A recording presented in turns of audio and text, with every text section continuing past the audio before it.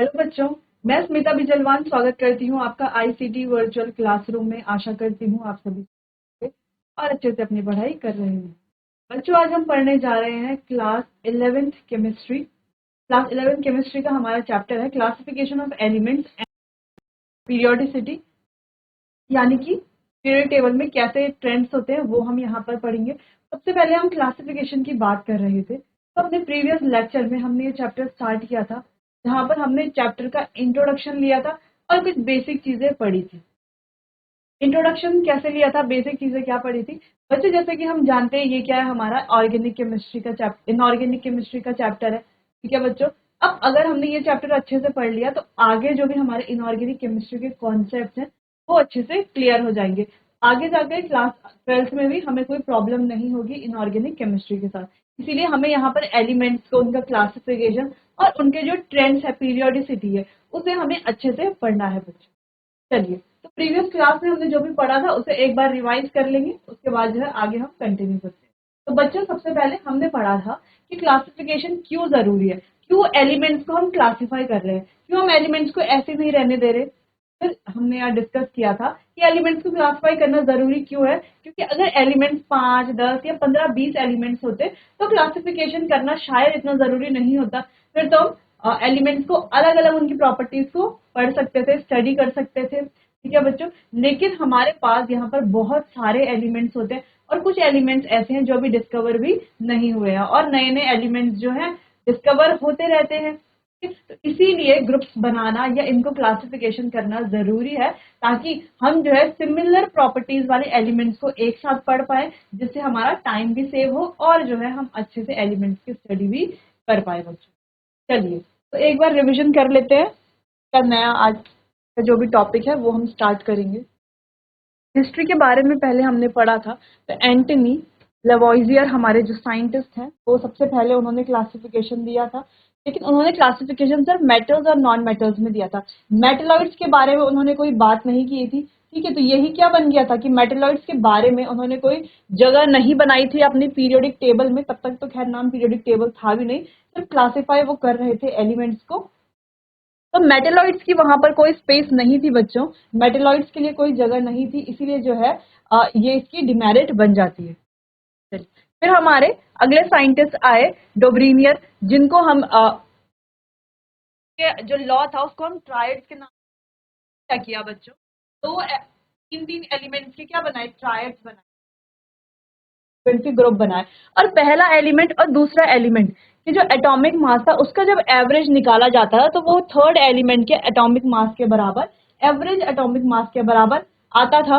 ठीक है बच्चों, तो ऐसा तो हो रहा था, लेकिन हर एलिमेंट के ट्रायड नहीं बन पा रहे थे। कुछ एलिमेंट ऐसे थे जो छूट जा रहे थे, ट्रायड्स नहीं बन पा रहे थे। और दूसरी चीज, उनमें क्या हो रहा था, एटॉमिक जो एवरेज एटॉमिक मास था वो मिडिल वाला जो एलिमेंट है उसके एटॉमिक मास के बराबर नहीं आ रहा था, जिस वजह से ये क्या बन जाती, इसकी डिमेरिट बन जाती है बच्चों। अगले फिर हमारे साइंटिस्ट आए न्यूलैंड, तो इनका लॉ था Newlands law of octaves.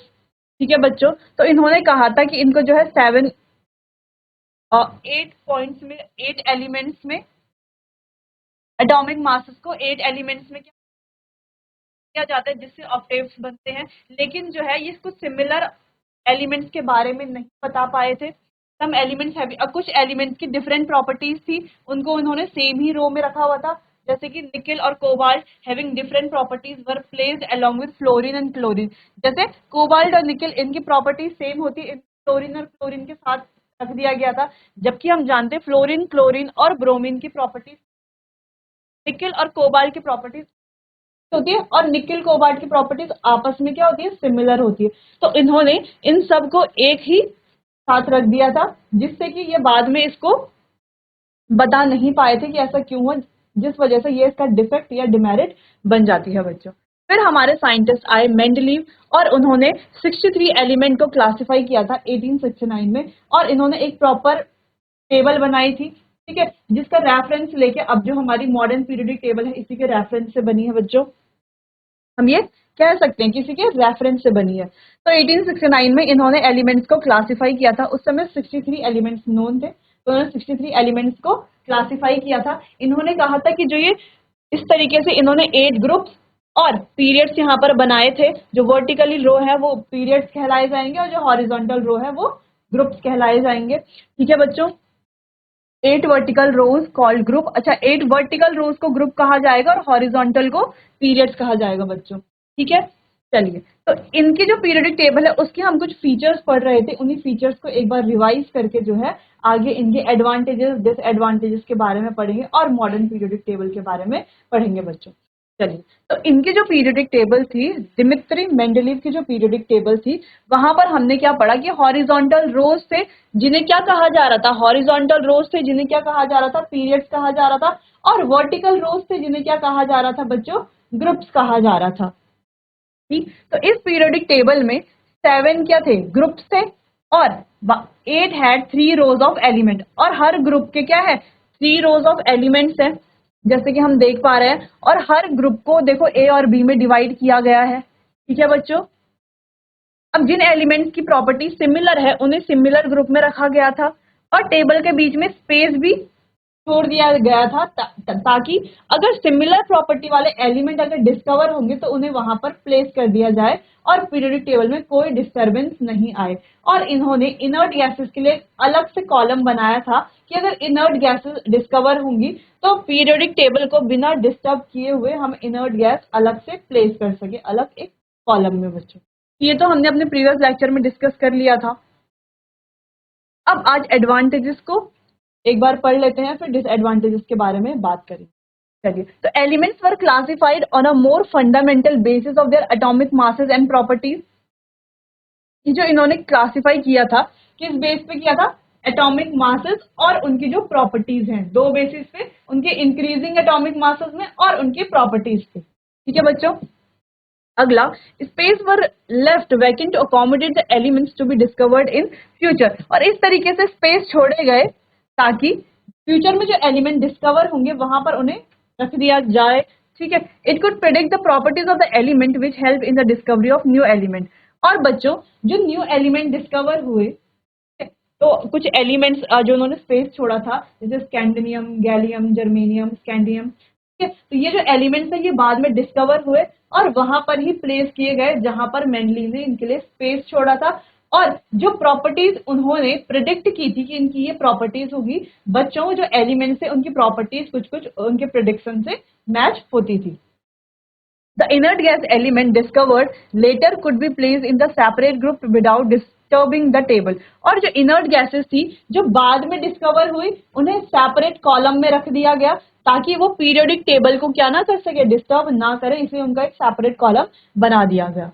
Correction of faulty atomic weight, और जो फॉल्टी एटॉमिक वेट थे उनका भी उन्होंने करेक्शन किया, जैसे बीई का एटॉमिक वेट 9 से कितना 13.5 बच्चों।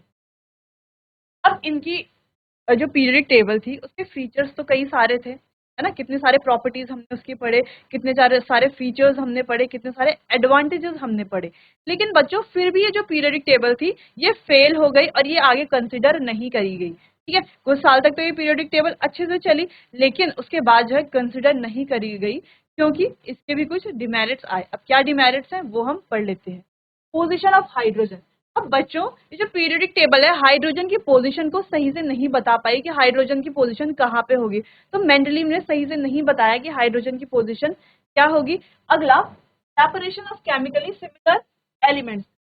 और बच्चों एक चीज और ये डिस्क्राइब नहीं कर पाए, नहीं बता पाए कि कुछ एलिमेंट्स थे जिन जो क्या थे, केमिकली सिमिलर थे लेकिन उन्हें क्या किया गया, अलग अलग ग्रुप्स में रख दिया गया। जैसे कि some chemically similar elements have placed in different such as copper और mercury। कॉपर मरकरी है, गोल्ड प्लैटिनम है, सिल्वर थैलियम है, बेरियम लेड है। तो ये एलिमेंट्स क्या है, केमिकली सिमिलर है लेकिन इन्हें क्या किया गया, सेपरेट कर दिया गया, अलग अलग ग्रुप्स में रख दिया गया। Grouping of chemically dissimilar elements, और जो एलिमेंट्स केमिकली डिसिमिलर थे यानी कि केमिकली क्या थे, अलग अलग थे, उन्हें एक ही ग्रुप में रख दिया गया। यानी कि जो एलिमेंट्स केमिकली सिमिलर थे है ना, एक जैसे थे उन्हें अलग ग्रुप में रख दिया गया, और जो केमिकली डिसिमिलर थे उन्हें एक ग्रुप में रख दिया गया। ठीक है बच्चों, तो certain element dissimilar elements have been placed in the same group. For example जैसे कॉपर, सिल्वर और गोल्ड तीनों क्या है, अलग अलग है, केमिकली डिफरेंट है, तो इनको एक ही ग्रुप में रख दिया गया, place in one group first along with the highly electropositive metals like lithium, sodium और पोटेशियम। इनको जो है हाईली इलेक्ट्रोपॉजिटिव मेटल्स के साथ रख दिया गया, जैसे कि जो हमारे लिथियम है, सोडियम है और पोटेशियम है बच्चों। चलिए, पोजीशन ऑफ आइसोटोप्स। अब ये आइसोटोप्स की पोजीशन भी नहीं बता पाए। अब आइसोटोप्स क्या होते हैं बच्चों, जिनका एटॉमिक नंबर तो क्या होता है, सेम होता है, लेकिन मास नंबर डिफरेंट होता है। ठीक है, जैसे जिनका एटॉमिक नंबर तो सेम होता है, जैसे कार्बन है तो कार्बन का एटॉमिक नंबर है 6, लेकिन कार्बन का मास नंबर, अलग अलग कार्बन होते हैं ना, कार्बन 12, कार्बन 13, कार्बन 14, लेकिन इन सभी का, जैसे बच्चों हम कहें,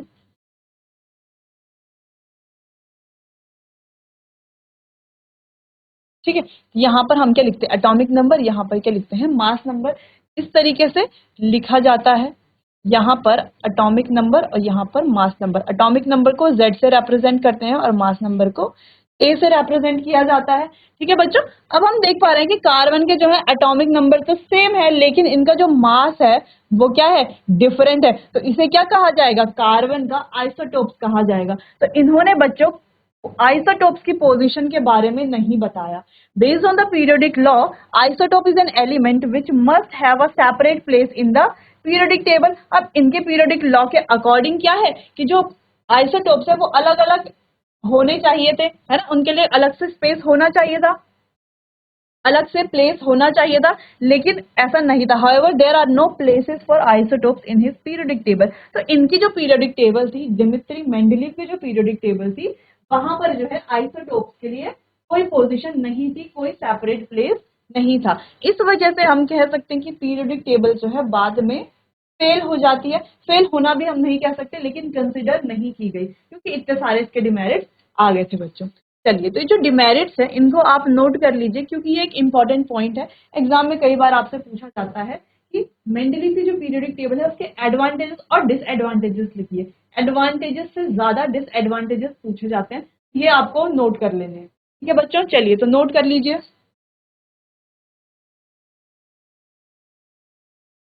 चलिए बच्चों, अब और हमारे पास कुछ यहाँ पर क्या है, डिमेरिट्स हैं। anomalous u pair of elements, यानी कि certain elements having higher atomic weights have been placed wrongly before those with less atomic weight। अब जो है anomalous पेयर इन्होंने बनाए। anomalous पेयर यानी कि अब कुछ एलिमेंट्स है जिनका एटॉमिक मास बहुत ज्यादा था, ठीक है, एटॉमिक वेट बहुत ज्यादा था, उनको पेयर किया गया ऐसे एलिमेंट्स का जिनका एटॉमिक वेट जो है बहुत ज्यादा कम है। तो ये बहुत सा अलग सा इन्होंने पेयर बनाया, जैसे कि argon having higher atomic mass have been placed before potassium with atomic mass 39। ठीक है बच्चों, तो आर्गन जिसका एटॉमिक वेट बहुत ज्यादा होता है उसको प्लेस किया गया पोटेशियम के साथ, पोटेशियम से पहले जिसका एटॉमिक वेट क्या होता है, कम होता है बच्चों। अगला, position of lanthanoid and actinoids. तो जो लेंथेनॉइड है और एक्टेनॉइड है, जो कि हमने स्टार्टिंग में जब पीरियोडिक टेबल देखी थी तो वहां पर डिस्कस किया था कि अलग से जो रखे हुए थे लेंथेनॉइड और एक्टेनॉइड, तो उसकी पोजीशन को ये नहीं बता पाए। ठीक है, the 14 element from atomic number 58 to 71 are termed as lanthanoid, rare earth metals, and the elements from atomic number 90 to 103 are termed as actinoid. तो इसकी पोजीशन के बारे में भी इन्होंने सही से नहीं बताया। These elements have similar properties with that of actinium. Mendeleev could not arrange their property in the fix position.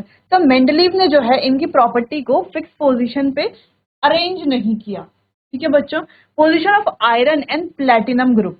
Mendeleev did not justify further division of group first to group 7 into two subgroups A and B and three division of group 8।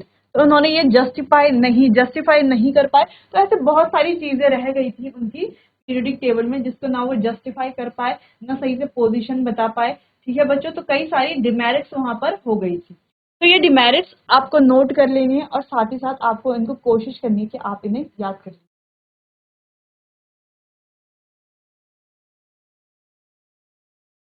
अगला हमारा आया modern periodic law. अब modern periodic law किसने दिया? Henry Moseley ने। In order to remove demerits of previously discovered Mendeleev's classification, Henry Moseley in 1913 classified elements on the basis of atomic number. तो previously जो table बनी थी Mendeleev की periodic table, तो उसके जो डिमेरिट्स थे उनको हटाने के लिए उसमें क्या क्या गलतियां थी, पहले उन्होंने मेंडलीव की टेबल को स्टडी किया होगा, उसमें क्या क्या गलतियां थी उनको हटाने के लिए हमारे जो साइंटिस्ट आए हेनरी मोजले, इन्होंने एलिमेंट को क्लासिफाई किया on the basis of atomic number. सबसे इंपॉर्टेंट चीज किसके बेस पर? एटॉमिक नंबर के बेस पर। बच्चों अभी तक जितने भी साइंटिस्ट आए, जितने भी केमिस्ट आए, वो जो है पीरियोडिक टेबल को जब क्लासिफाई कर रहे थे तो किसके बेसिस पर क्लासिफिकेशन को कर रहे थे? हमेशा एटॉमिक मास के बेस पे क्लासिफिकेशन कर रहे थे, है ना बच्चों? एटॉमिक मास के बेस पे क्लासिफिकेशन कर रहे थे, जिस वजह से क्लासिफिकेशन जो है हमेशा थोड़ा बहुत गड़बड़ा जा रही थी। तो फिर हमारे जो साइंटिस्ट आए हेनरी मोजले 1913 में, इन्होंने जो पीरियोडिक टेबल दी उसको इन्होंने क्लासिफाई किया on the basis of increasing atomic number. ठीक है बच्चों, चलिए जो हम मॉडर्न पीरियोडिक टेबल जो हम अभी पढ़ते हैं वो हेनरी मोजले ने ही दी है। ठीक है, इट इज स्टेट दैट, तो इनकी जो पीरियोडिक टेबल है तो इनका स्टेटमेंट क्या है? Physical and chemical properties of element, जैसे जो हमने दिमित्री मेंडलीव जी की पीरियोडिक टेबल पढ़ी थी सेम वही है, लेकिन यहाँ पर एटॉमिक मास की जगह पर क्या आ जाएगा? Atomic number. तो उनकी पीरियोडिक टेबल, उनका जो स्टेटमेंट था वही स्टेटमेंट यहाँ पर भी सेम स्टेटमेंट है, लेकिन वहां पर क्या था? एटॉमिक मास, और यहाँ पर क्या है? Atomic number. तो physical and chemical properties of elements are periodic function of their atomic number. ठीक है बच्चों, periodic function of their atomic number. तो सबसे पहले आपको ये नोट कर लेना है 1913 हेनरी मोजले और एटॉमिक मास के बेसिस पे इन्होंने क्लासिफिकेशन किया था, ये आपको नोट कर लेना है और यहाँ पर आप ये स्टेटमेंट नोट कर लेंगे। फिर आगे बढ़ते हैं। चलिए बच्चों, तो अब हेनरी मोजले की पीरियोडिक टेबल, या जिसे हम मॉडर्न पीरियोडिक टेबल के नाम से जानते हैं, वो कुछ इस प्रकार से दिखती है ना? जब हमने चैप्टर स्टार्ट किया था तो इस तरीके की टेबल देखी थी, तो वो हमारी मॉडर्न पीरियोडिक टेबल थी। तो फीचर्स क्या है मॉडर्न पीरियोडिक टेबल के? सबसे पहले the elements are arranged based on their increasing atomic mass. तो इंक्रीजिंग एटॉमिक मास के बेस पे क्या हो रही है? ये अरेंज की गई है, जैसे यहाँ पर 1 2 3 4 5 6, तो एटॉमिक मास के सॉरी एटॉमिक नंबर के बेस पे, एटॉमिक मास के बेस पे नहीं। ठीक है बच्चों, चलिए अगला, there are 7 periods and 18 groups in the table. अब ये जो टेबल है यहाँ पर कितने हमारे 7 पीरियड्स हैं और 18 ग्रुप्स हैं बच्चों। तो periods first, second, third, fourth, fifth, six, seven, तो ये हो गया हमारे टोटल 7 पीरियड्स। और यहाँ पर अगर हम ग्रुप्स में देखें तो 1 2 3 टोटल कितने हैं? 18 ग्रुप है बच्चों। चलिए अगला, the inert gases that is helium, neon, argon, krypton etcetera are kept in zero group at the extreme right side of the table. और टेबल के एक्सट्रीम राइट साइड में इनर्ट गैसेस को रखा गया है, जिसे जीरो ग्रुप भी कहा जाता है बच्चों। हम कहें यहाँ पर 18th ग्रुप जो है या जीरो ग्रुप जिसे बोल रहे हैं, तो यहाँ पर क्या है? हमारी सारी इनर्ट गैसेस रखी हुई है। अब इनर्ट गैसेस अलग से क्यों रखी है? क्योंकि ये क्या इनर्ट है, यानी कि नॉन रिएक्टिव है, किसी के साथ ज्यादा रिएक्ट नहीं करती है ना, इसीलिए इन्हें अलग रखा जाता है बच्चों। अगला, लेंथेनॉइड और actinoid are kept below separate from main body of table. अब जो मेन बॉडी है उससे हम इसे क्या करते हैं? अलग से रख देते हैं, सेपरेट रखा हुआ है लेंथेनॉइड को और एक्टेनॉइड्स को बच्चों। तो ये थे इनकी पीरियोडिक टेबल के जो मेन फीचर्स हैं। देखा जाए तो मेंडलीव की जो पीरियोडिक टेबल थी उसी में इन्होंने क्या किया है? सुधार किया है ना? वहां पर ग्रुप्स कम थे, है ना, पीरियड्स क्या थे? कम थे, तो यहाँ पर इन्होंने ग्रुप और पीरियड इस तरीके से अरेंज किए हैं बच्चों। ठीक, अब वहां पर इनर्ट गैसेस के लिए अलग कॉलम था, देखा जाए तो यहाँ पर भी इनर्ट गैसेस के लिए अलग कॉलम ही है, बस वहां पर लेंथेनॉइड और एक्टेनॉइड की पोजीशन नहीं बता पाए थे, सही से अरेंज नहीं कर पाए थे, जबकि यहाँ पर इन्होंने लेंथेनॉइड और एक्टेनॉइड को सही से अरेंज किया हुआ है। और दूसरी चीज मेन बॉडी से अलग रखा हुआ है, लेकिन है ये पार्ट मेन बॉडी का ही। यहाँ पर हमारे लेंथेनॉइड्स, यहाँ पर हमारे एक्टेनॉइड्स आते हैं बच्चों।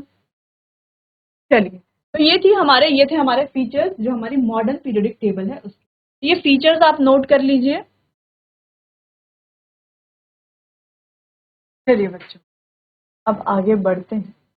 Components of modern periodic table. अब दो कंपोनेंट है, पीरियड और ग्रुप।